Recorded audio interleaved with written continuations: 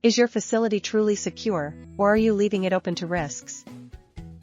When it comes to food defense, the SQF requirements can feel like a labyrinth, but don't worry, we're here to guide through it.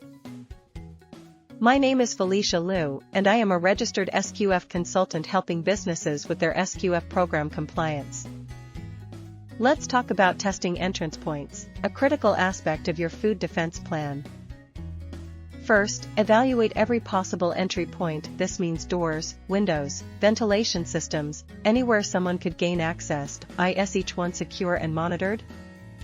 Next, consider your technology. Are you using advanced surveillance systems, or simply relying on the basics? Technology can be your strongest ally in preventing breaches. Employee awareness can't be underestimated. Do your staff know how to spot suspicious activity? Ensuring your team is alert and informed is crucial. Don't forget routine checks. Regular audits of your entry points help identify weaknesses before they become problems. Consistent testing and evaluations keep your facility ahead of potential threats. Feeling unsure about where to start or how to manage this effectively? That's where a registered SQF consultant like myself comes in. We can guide you through implementing robust food defense strategies that align with SQF standards, providing peace of mind and protecting your business from costly mistakes.